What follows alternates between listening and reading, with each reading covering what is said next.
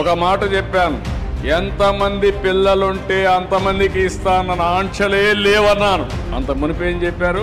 అందరికీ ఇస్తానని ఒక్కడికి ఇచ్చారు. ఈ రోజు నేను చెప్పింది, ఎంతమంది పిల్లలుంటే అంతమందికి ఇస్తామని చెప్పి ఒకే రోజు అకౌంట్ లో డబ్బులు వేసిన ప్రభుత్వం ఎన్డీఏ ప్రభుత్వం. బాబు గారు చెప్పినట్లు ఇంట్లో ఎంతమంది ఉంటే అంతమంది పిల్లలకి అమ్మఒడి పడింది. ఎన్నికల్లో చెప్పిన ప్రకారము మా పిల్లలిద్దరికి తల్లికి వందనం పథకము పడింది. కాబట్టి మేము చాలా సంతోషంగా ఉన్నాం. కూటమి ప్రభుత్వం వచ్చిన తర్వాత నారా చంద్రబాబు నాయుడు గారు, లోకేష్ గారు, పవన్ కళ్యాణ్ గారు మా ఇద్దరు బిడ్డలకి వచ్చిందని మేము ఏ రోజు పని ఆ రోజు చేసుకుని కూలి పని చేసుకుని బతికేవాళ్ళమండి. మేము ఇద్దరు బిడ్డలకి వచ్చిందని ఈ రోజు మాకు చాలా ఆనందంగా ఉందండి. గౌతమ్ గారు నమస్తే సార్. నమస్తే అండి. గౌతమ్ గారు, తల్లికి వందనం నిజంగా ఇప్పుడు ఈ మధ్య మొన్న తెలుగుదేశం గవర్నమెంట్ వచ్చినాక ఇచ్చిన వెల్ఫేర్ స్కీమ్స్ లో మాత్రం ఇది సూపర్ హిట్ అని చెప్పొచ్చు అనమాట. ఎందుకంటే దీనికి ఎక్కడ చూసినా సరే చాలా మంచి రెస్పాన్స్ వస్తూ ఉంది. అండ్ అలాగే కూడా చాలా మంది కూడా ఆశ్చర్యపోతున్నారు, ఇంట్లో ముగ్గురు పిల్లలు ఉన్నా నలుగురు పిల్లలు ఉన్నా అందరికీ కూడా వేసారని చెప్పి. కాకపోతే దీనికి పాపం వైఎస్ఆర్సీపీ వాళ్ళు ఉక్కిరి బిక్కిరి అయిపోతున్నారు సార్. దీన్ని ప్రజల్లో నెగిటివ్గా ఎలా తేవాలి, ప్రజల్లో దీన్ని అన్పాపులర్ ఎలా చేయాలి అని చెప్పి వాళ్ళు కొంతమంది ట్విట్టర్ పోస్టులు పెడతా ఉన్నారు. దీనంతా కూడా లోకేష్ అవినీతి చేస్తా ఉన్నాడు, ఈ డబ్బులంతా కూడా లోకేష్ ఖాతాలోకి వెళ్ళిపోతా ఉన్నాయి. ఇదిగో చూసారా, ఒక ఆధార్ కార్డుకి 340 మంది పిల్లలు ఉన్నారంటున్నారు, ఒక ఆధార్ కార్డుకి 200 మంది పిల్లలు ఉంటున్నారు, ఎవరికన్నా అంతమంది పిల్లలు ఉంటారా, ఈ అవినీతి డబ్బు అంతా లోకేష్ ఖాతాలోకి వెళ్తుందని చెప్పి విపరీతంగా ప్రచారం చేస్తున్నారు సార్. అండ్ లోకేష్ గారు కూడా చాలా క్లియర్గా చెప్పారు, అప్పుడు అంతమంది పిల్లలు ఎందుకున్నారు, ఇప్పుడు మీ దగ్గర ఎందుకు తగ్గారంటే అప్పుడు వీళ్ళంతా కూడా చాలా మంది ఫేక్ వాళ్ళని సృష్టించారు, సో మేము అవన్నీ కూడా స్ట్రీమ్ లైన్ చేసుకోవడానికి టైం పట్టింది అని చెప్పి చాలా క్లియర్ కట్గా చెప్పారు. సో వాళ్ళ అవినీతి బయట పడకూడదని చెప్పి లోకేష్ మీద అవినీతి బురద జల్లుతున్నారంటారా, లేకపోతే ఈ తల్లికి వందనం జనాల్లో ఎంత కొంత చెడు చేయాలని చెప్పి బురద జల్లుతున్నారంటారా? తల్లికి వందనం ఏ రోజైతే ఇవ్వటం మొదలు పెట్టారో ఆ రోజు వైఎస్ఆర్ కాంగ్రెస్ పార్టీ ఆ రోజు నుంచే విష ప్రచారం రకరకాలుగా మొదలుపెట్టింది. ఒక్క అంశం కాదండి. ఫస్ట్ మా లెక్క ప్రకారంగా 54 లక్షల మందే లబ్ధిదారులు అయితే మీకు 67 లక్షలు ఎందుకు వచ్చాయని, అంటే ఆ పైన ఉన్నాయన్నీ మీరు దొబ్బేస్తున్నారు అని ఫస్ట్ ఒక అంశం మొదలు పెట్టారు. గతంలో వాళ్ళు చేసిన పనే 13,000 తల్లులకి ఇచ్చి ఒక 2,000 ఆ బడికి కేటాయించి దాంట్లో ఉండే టాయిలెట్లకు కావచ్చు, దానికి కావాల్సిన సదుపాయాల కోసం ఆ 2,000ని సంవత్సరానికి ఆ బడికి కేటాయించిన అదే అంశాన్ని ఇప్పుడు ఇప్పుడున్న దీంట్లో కూడా అదే తీసుకొచ్చారు. అదే తీసుకొచ్చినప్పుడు ఏం జరిగింది, ఆ 2,000 రూపాయలు లోకేష్ ఖాతాలోకి వెళ్ళినాయి అని అందరూ ప్రచారం చేయటం. ఈవెన్ వైఎస్ఆర్ కాంగ్రెస్ పార్టీ అఫీషియల్లో పేజెస్లో, సోషల్ మీడియా పేజెస్లో వాళ్ళే పోస్ట్ చేశారు. దాని మీదే కదా మరి లోకేష్ కూడా ఆ రోజున సవాల్ విసిరింది, 24 గంటల్లో మీరు ఆ విషయాన్ని ప్రూవ్ చేయకపోతే మీ మీద మేము చట్టపరమైన చర్యలు తీసుకుంటాం అని. మరి లోకేష్ ఏం పట్టించుకున్నట్టుగా ఏం లేడు, మరి ఏమన్నా చేస్తాడేమో చూడాలి. అంటే గతంలో లోకేష్ మీద, చంద్రబాబు నాయుడు గారి మీద చాలా అంశాలు వాళ్ళు 2014-19 మధ్యలో ఎలాగనే విష ప్రచారం చేసేవాళ్ళు. పింక్ డైమండ్ అంశం కావచ్చు, లేకపోతే లోకేష్ చిరుతిళ్ళ కోట్ల రూపాయలు ఖర్చు పెట్టేశాడు, ఎగ్గుపప్పులు తినేశాడు అని ఇట్లాంటి వాటి మీద కొన్ని వచ్చినాయి చూడండి. ఆ తరువాత మరి ఎన్నికల ముందు అనుకుంటాను లోకేష్ దీని మీద ప్రతిస్పందించి దాని మీద కేసులు కూడా ఏదో పెట్టాడు. అట్లాంటిది ఇప్పుడు వీళ్ళు కూడా రిటార్ట్ ఇవ్వటం మొదలు పెడితే ఇక ఇందులో గోల్మాల్ ప్రాక్టీస్ జరిగింది అని చెప్పడానికి ఒక పద్ధతి ఏం చేశారు. యాక్చువల్గా ఇప్పుడు ఎంతమంది పిల్లలు ఉంటే అంతమందికి ఇచ్చారు. ఒకళ్ళుంటే 13,000 వచ్చాయి, ఇద్దరుంటే 26,000 వచ్చాయి, నలుగురున్నా వచ్చిన వాళ్ళు ఉన్నారు, ఆరుగురున్నా వచ్చిన వాళ్ళు కూడా ఉన్నారు. లబ్ధిదారులు క్లియర్ గానే ఉంది. కాకపోతే ఇక్కడ ఏం జరిగింది, కొంత అమౌంట్ని ఒక 1,300 కోట్ల రూపాయలు కలెక్టర్లకి అలాట్ చేశారు. ఏది, ఆ కలెక్టర్ ద్వారా ఆ బడికి, ఆ బడిలో చేయాల్సిన వీటన్నిటి కార్యక్రమాలకి, పనులకు కానీ, ఈ నిజంగానే టాయిలెట్ క్లీనింగ్ కానీ వీటి కోసం కలెక్టర్లకు ఇచ్చారు. అవేమి తెలుగుదేశం పార్టీ కార్యకర్తల ఖాతాల్లో ఏం పడలేదు, నాయకుల ఖాతాల్లో ఏం పడలేదు. లేకపోతే సర్ప్రస్ గా అక్కడే ఏ పీడీ ఖాతాలో అయితే ఉంటుందో ఆ పీడీ ఖాతాల్లో ఏం లేవు, దాన్ని కలెక్టర్ ఖాతాలకి మార్చారు ఆ 1,300 కోట్ల రూపాయలు. అంటే వాళ్ళు చెప్పిన దాని ప్రకారంగా 1,300 కోట్ల రూపాయలు ఇప్పుడు ఈ తల్లికి వందనం పేరుతోటి లోకేష్ తినేశాడు అనేది కదా, దాన్ని ప్రూవ్ చేయమంటాడు ఇప్పుడు లోకేష్. వాళ్ళు చేయలేరు. ఎలా చేస్తారు, వెతికారు, వెతకటానికి మొత్తం వెతికారు. ఎక్కడో ఒక చోట ఏదో ఒక తెలుగుదేశం నాయకుడు ఖాతాలో ఏదన్నా కొంత డబ్బులు ఇలాంటివి కనపడితే, ఇదిగో ఇవన్నీ బినామీ పేర్లతోటి లోకేషే మింగేస్తున్నాడు అనే ఒక దీన్ని క్రియేట్ చేయడానికి వెతికారు. కానీ ఎవరికి ఎక్కడ ఏం దొరకలేదు, ఎందుకంటే క్లియర్గా ఉంది.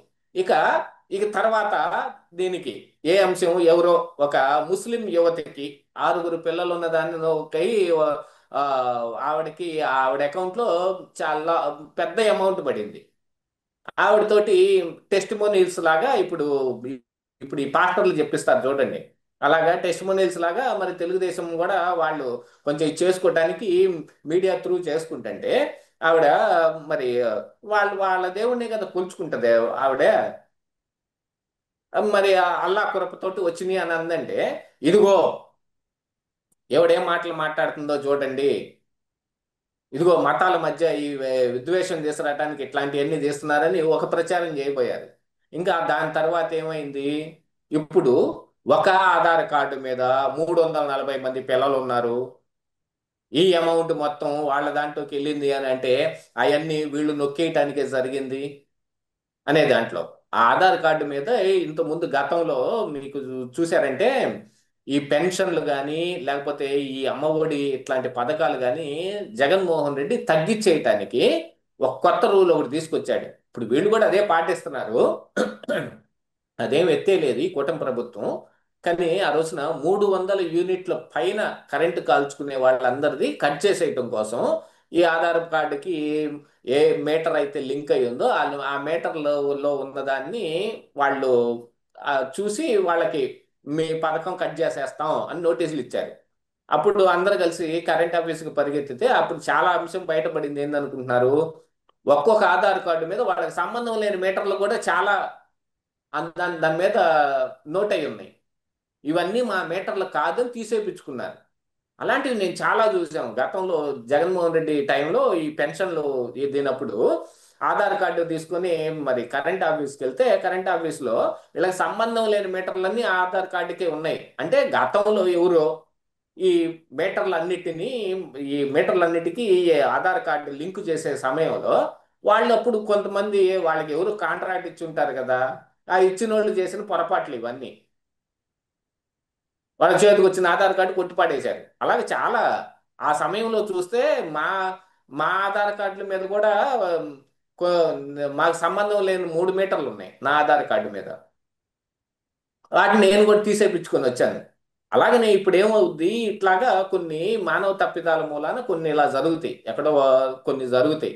దీంతో పాటుగా ఇంకా అనాథ బాలలు వాళ్ళు కూడా చదువుకుంటారుగా, అనాథాశ్రమాల్లో ఉండే వాళ్ళు కూడా వాళ్ళకి ఏ ఆధార్ కార్డు మీద లింక్ చేస్తారండి వాళ్ళందరి పేర్లు? వాళ్ళకు కూడా మరి తల్లికి వందనం రావాల్సిందేగా, వాళ్ళు చదువుకున్నప్పుడు వాళ్ళకి ఇవ్వాల్సిందేగా, వాళ్ళు కూడా చదువుకుంటున్నందుకు. ఏ ఆధార్ కార్డు మీద లింక్ చేస్తారా వాటన్నిటిని? తల్లి తండ్రి లేరండి కదా, అనాథల ఆశ్రమంలో పెరుగుతున్నారు వాళ్ళు. వాళ్ళకు కూడా ఏదో ఒకటి లింక్ చేశారు గతంలో. అవన్నీ కూడా ఇప్పుడు గతంలో వైఎస్ఆర్ కాంగ్రెస్ పార్టీ చేసిన దాన్నే వీళ్ళు యాజిటీస్గా పట్టకొచ్చింది. ఇప్పుడు కొత్తగా వీళ్ళు ఏం లింక్ చేపించలా, కొత్తగా వీళ్ళు కొత్త లిస్ట్ ఏం తయారు చేయలా. గతంలో అమ్మఒడి ఎవరెవరికి వస్తుందో అదే అదే బెనిఫిషియర్స్ లిస్టే ఇప్పుడు వచ్చింది. దీంతో పాటుగా ఏమైంది, ఇంకొంత అమౌంట్ సర్ప్లస్ గా అవుతూనే ఉంది. ఎందుకుంది అని అంటే 10 పాస్ అయిపోయి ఇంటర్మీడియట్కి వెళ్ళేవాళ్ళు కానీ కొత్తగా మరి 1వ క్లాసులో చేరటానికి వచ్చేవాళ్ళు కానీ దానికి కూడా ఇప్పుడు అమౌంట్ అలాట్ చేసి పెట్టారు. అందుకని మొత్తం 10,000 కోట్ల రూపాయలు దాదాపుగా ఈ తల్లికి వందనం పథకం కింద అలాట్ చేసింది.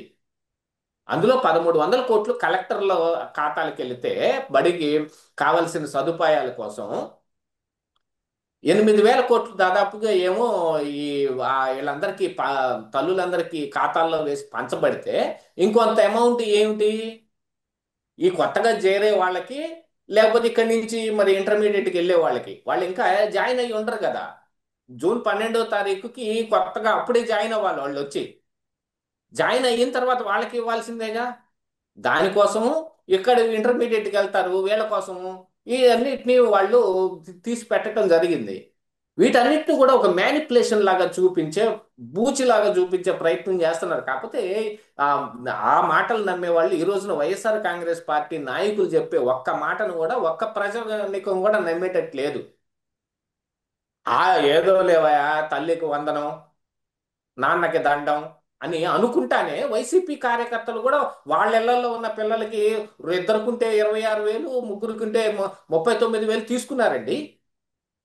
అంటే గతంలో అమ్మఒడి మరి తెలుగుదేశం కార్యకర్తలకు కూడా వచ్చిందిలే, కాదని అంటం లేదు. ఎందుకంటే అందరం ఆంధ్రప్రదేశ్ రాష్ట్రంలో ఉండేవాళ్ళమే కదా.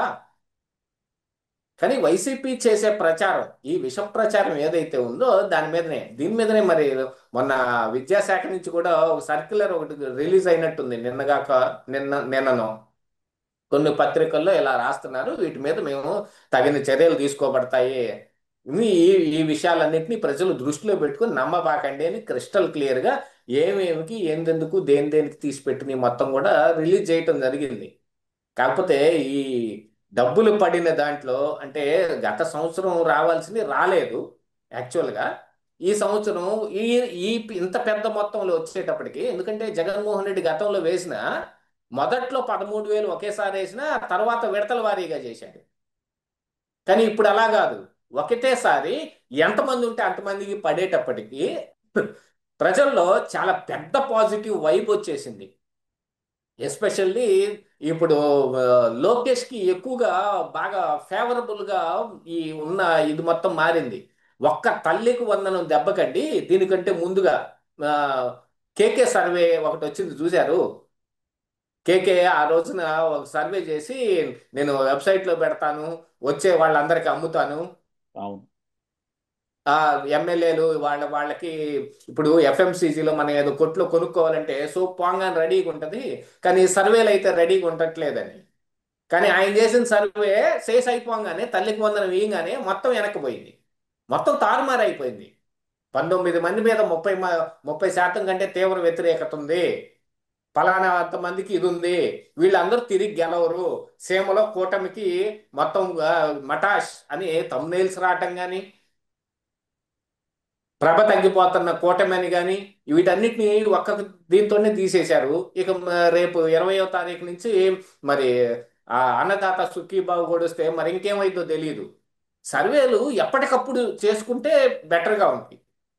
రేపు ఎలక్షన్ అంటే ఈ రోజు ఏముందో అది కదా వర్కౌట్ అయ్యేది. ఈ రోజు ఉన్న ఎమోషన్ కదా మనం కనిపెట్టి తెలుసుకోవాల్సింది. వీళ్ళు ముందుగానే సర్వే చేసి వెబ్సైట్లో పెడతాం, అడిగిన వాళ్ళకి అమ్ముతాం అని అతను ఏదో బిజినెస్ చేసే కార్యక్రమం అనుకోండి అది. దీంతో పాటుగా ఇప్పుడు రైస్ సర్వే అంట మరి కొత్తగా, వాళ్ళైతే సీమలో రాయలసీమలో ఇంకా కూటమికి ఒక్క సీటు కూడా రాదంటండి, కొత్త సర్వే వచ్చింది రైస్ అని. అలాగే సార్, అవి నేను చూశాను. అసలు ఇంకా 4 సంవత్సరాలు ఎలక్షన్స్ ఉన్నాయి. వీళ్ళంతా కూడా అంతకుముందు కూడా జగన్మోహన్ రెడ్డి మళ్ళా తిరిగి గెలుస్తున్నాడు, జగన్మోహన్ రెడ్డికి విపరీతమైన ప్రజాదరణ ఉందని చెప్పిన వాళ్ళు ఈ రైజ్ వాళ్ళు వీళ్ళంతా. అవును. అసలు ఇప్పుడు వచ్చి అసలు ఏ విషయం ఉందని చెప్పి, లేకపోతే ఈ ఈ సంవత్సరంలో సరే తెలుగుదేశం వాళ్ళు బాగా చేయలేదు, జగన్మోహన్ రెడ్డి ఏమంత గొప్పగా చేశాడు, జగన్మోహన్ రెడ్డి ఏమంత ఉద్ధరించే పనులు చేశాడని చెప్పి ప్రజలు జగన్మోహన్ రెడ్డి వైపు తిరుగుతారు. అవును, కనీసం ఆయన బయటకు వచ్చి ఒక మాట కూడా మాట్లాడలేకపోతున్నాడే. అది మాట్లాడపోగా జరిగిన గొడవ చూసాం, ఆ ముందు తెనాలి వెళ్తే జరిగిన గొడవ చూసాం, దొంగలను సపోర్ట్ చేయటం. ఆయన యాక్చువల్ గా లెక్క ప్రకారంగా అయితే వాళ్ళు వేసుకున్న ప్లాన్ ప్రకారంగా అయితే జనవరిలో ఆయన బయటకు వచ్చి జిల్లాల యాత్ర చేయాల. జనవరి నుంచి జిల్లాల యాత్ర మొదలు పెట్టాలి ఆయన. జూన్ వచ్చింది, ఇంతవరకు ఆయన బయటకు రాలేకపోతున్నాడు.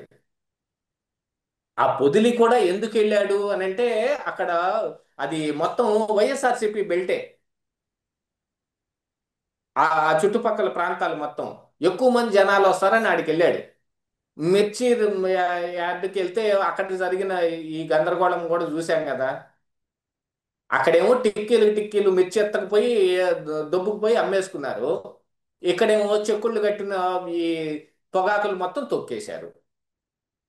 ఇవన్నీ క్లియర్ గా కనపడుతున్నాయి. దాంతో పాటుగా ఇంకా దానికి ముందే వాళ్ళ ఛానల్లో అమరావతిలో సెక్స్ స్కాండల్ పెద్దది నడుస్తుంది, మొత్తం అంతా కూడా పడుపు వృత్తి చేస్తున్నారు, ఆడ ఎయిడ్స్ ప్రబలంగా ఉంది, అని ఆ జర్నలిస్టు ఎవరో ఒక ఆయన కృష్ణరాజు అనే ఆయనను కొమ్మినేని శ్రీనివాసరావు ఇద్దరు కలిసి ఒకళ్ళకొకళ్ళు నవ్వుకుంటా మాట్లాడుకున్న దాని మీద కేసులు కూడా అయినాయి కదా.